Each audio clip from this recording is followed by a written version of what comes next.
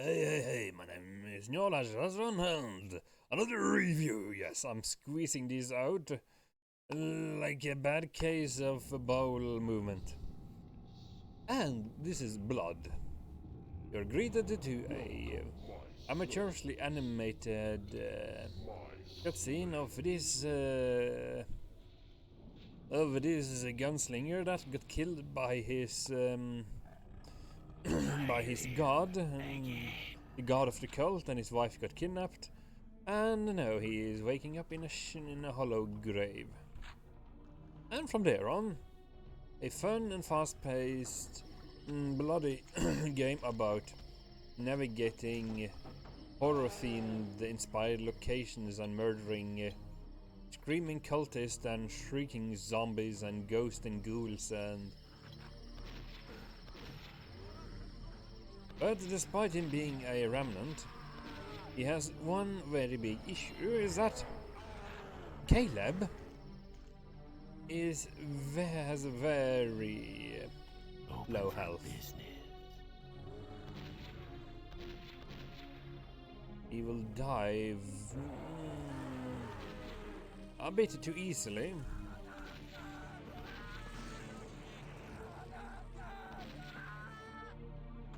Also, due to the nature of the engine, up and down is only 45 degrees.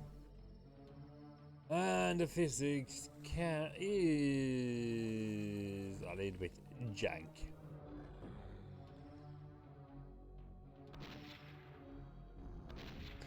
And it relies heavily on auto-aiming.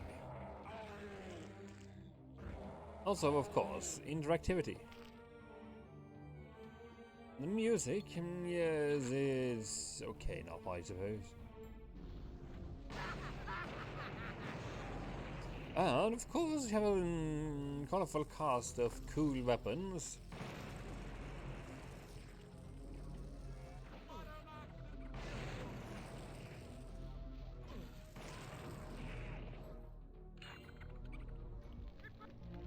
And due to the nature of the game, there are secrets all over the place. And many irritating enemies. Oh, and interactive elements. Out, damn spot. And every now and then, Caleb will resort to shouting out one-liners and non-sequiturs, or laughing maniacally.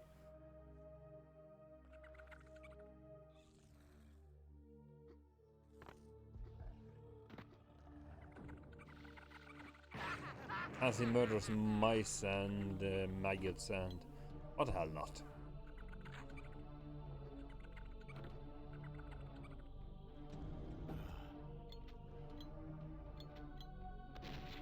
The game is called Blood after all, and yes, it has a lot of blood.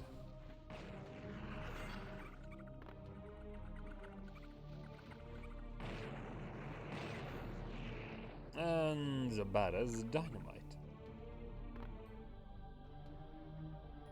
It's just due to the execution, it is a very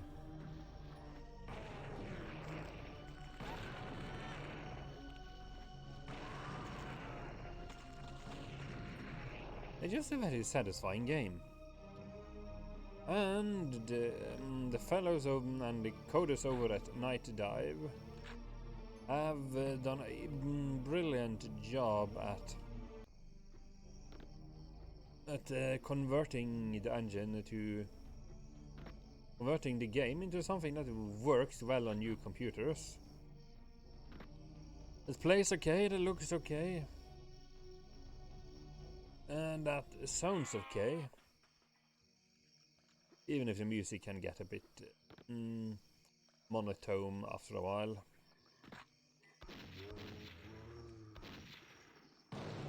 And the fact that there's a bit too many hit-scanning enemies to go around.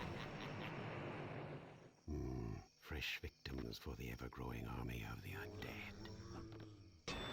But you have a damn satisfying shotgun And you can kick heads around because, you know, that's what you do with heads.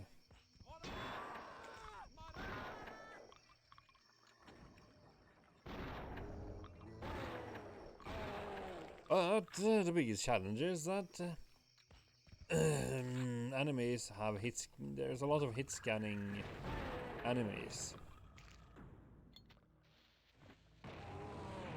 And of course, the difficult.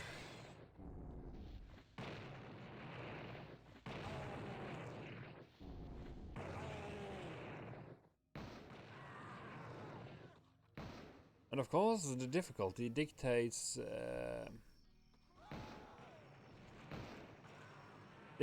just what enemies you have to deal, how many enemies, and how dangerous they are. This is one of the earliest examples of a game I know where the AI is actively lobbing grenades. And those, I mean, dynamite.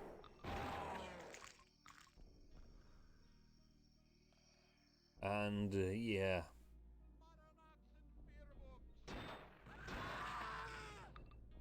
As you see, or I heard, rather.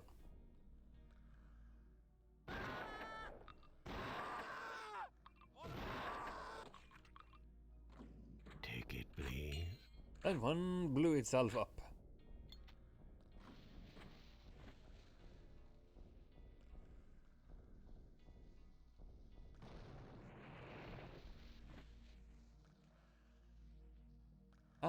And also, this version comes with all of the DLC.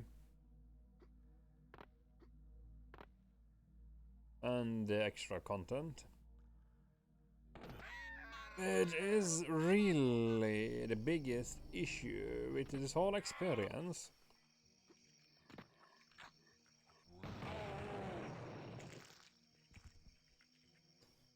It's just you have a lot of all this content, and yet I want more. I want more. Of course, you have different difficulties, like made to order. I can just customize everything. Right, Gilby's aggression. Let's see, enemy count, very high.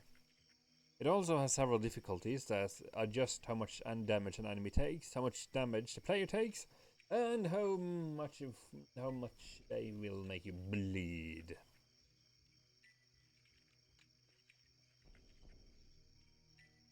Yeah. Made to order.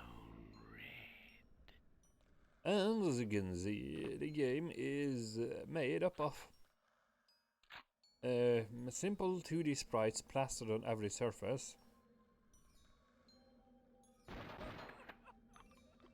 And the characters you interact with are all just walking pictures.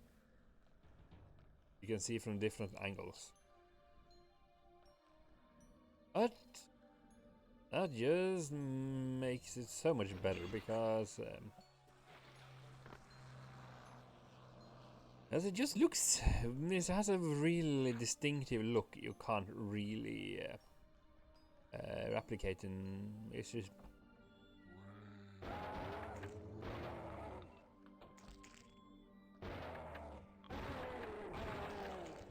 just has a really distinctive look that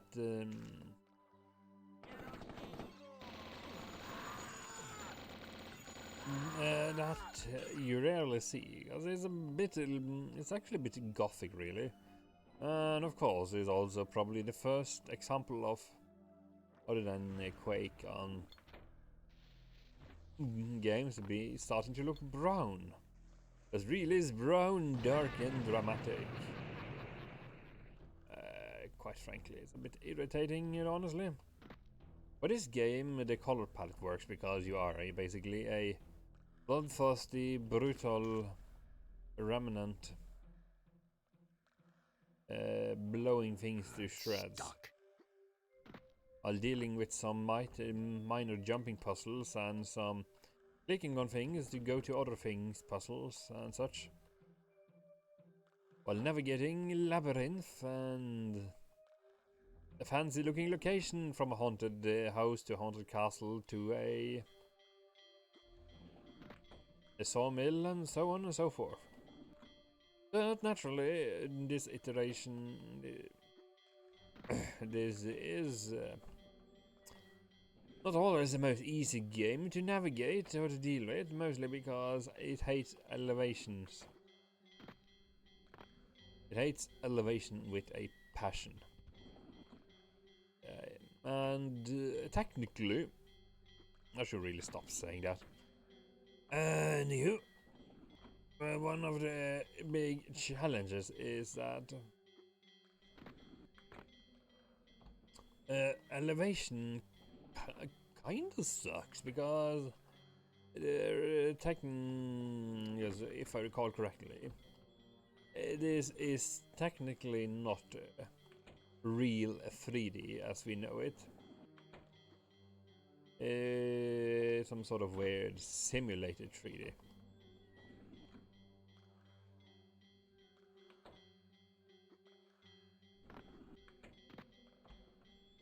So verticality is rather rubbish.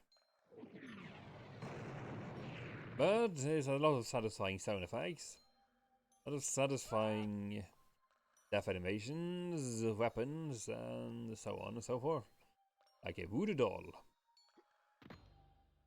a shotgun, a pitchfork, a flamethrower,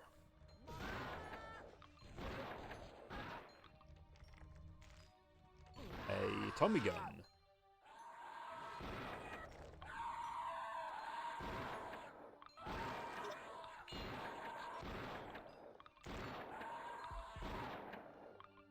and you have secrets.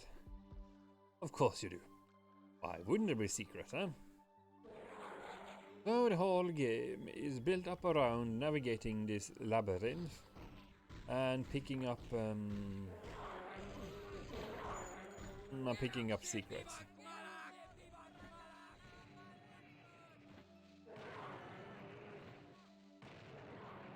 But it has some of the best voice lines in any sort of game I know of.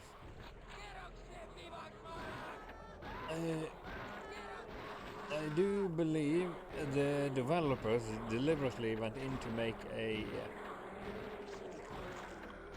make some sort of ramshackle cultist language that is just supposed to sound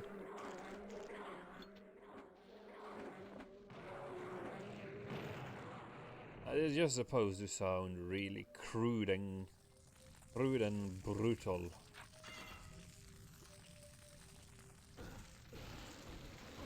And of course you also have a spray can. Because, you know, why not?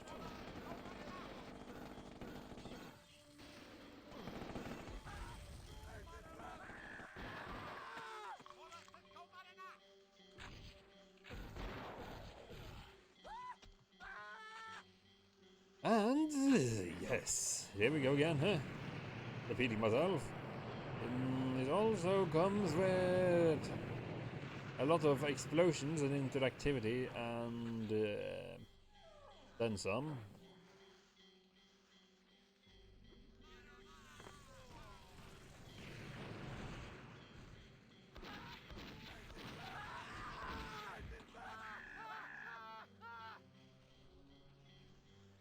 And there's also a lot of power-ups. And for example, this thing here in the right hand corner is a medic bag. It has a capacity of 100. It means if you hit M, it will replenish your health back to full. It will replenish your health with as much as it has in store. So in this case, it has 14 health left. And the power-up I just picked up is one of those cleverly hidden little things, which gives you the ability to give reflective bull shots, which means enemies will Bullets will reflect, will bounce back to the enemy. Not explosives though.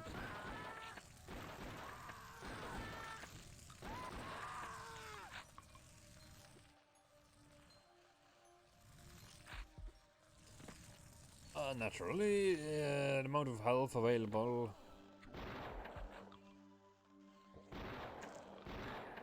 is somewhat limited. And eventually also, the goal is to, you know, navigate this cleverly constructed scenery.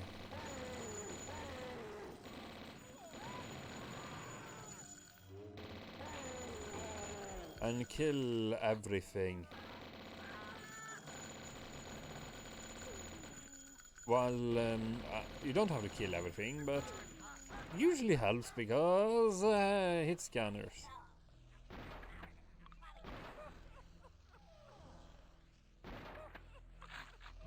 If you look away from the rats, the bats, and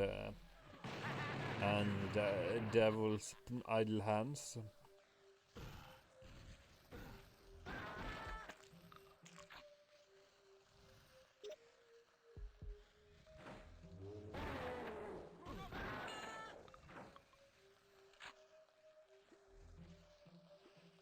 Of course, there's a lot of fun weapons, like I mentioned earlier, like the Tesla cannon, the leash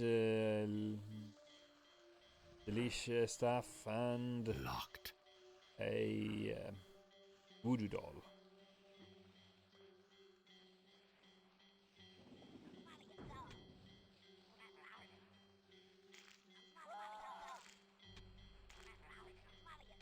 Also, the most irritating enemy in any game ever. The hands choking you. And for some reason, depending on the version, you may and may not be able to shake them.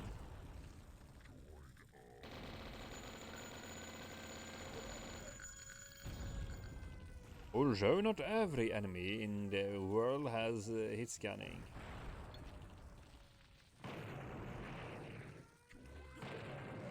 Like these fat zombies.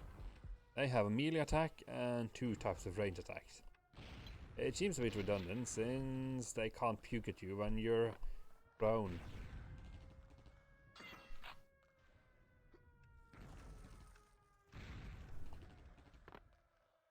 A bit odd to be honest, but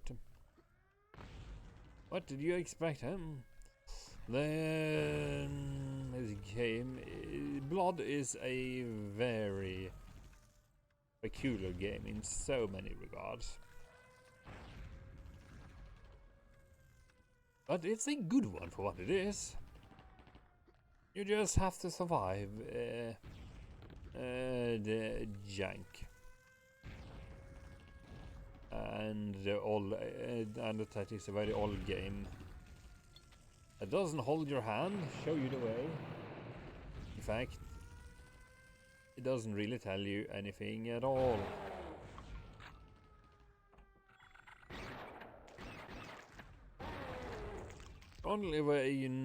Practically the only reason I know where everything is because I have played it a whole bunch of times, and that I have a minimap.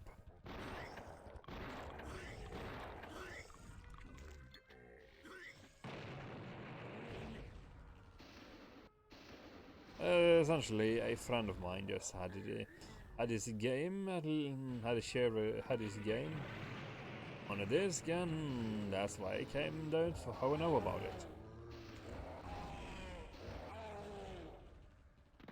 And I haven't regretted knowing about it ever since.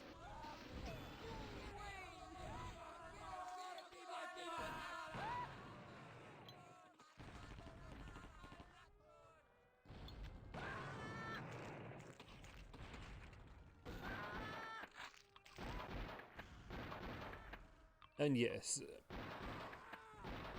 it also has a co-op mode. And on the difficulty, you can play co-op and keep just reviving each other, and That's kind of great. And apparently, enemies do not open doors very often. Then again, how is a hand supposed to open a door, huh? But yes, bull hit scans are the biggest danger. Or rather, one of the biggest threats in the whole game. But that's why you have a Tesla gun. With a lethal second attack that will screw you up.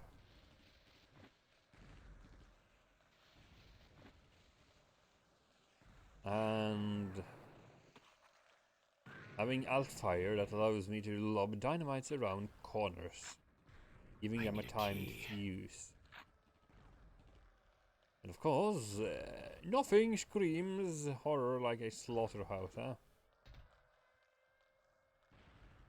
I need a key. Oh, yep. A poorly designed slaughterhouse with a lot of needless corridors and hiders. Also, each episode has several levels, and each level is capped off by a boss and a cutscene. As you probably noticed, the music isn't too much to write home about, and the health and safe scamming is probably recommended a lot. But hey, that's blood for you. See you around and enjoy.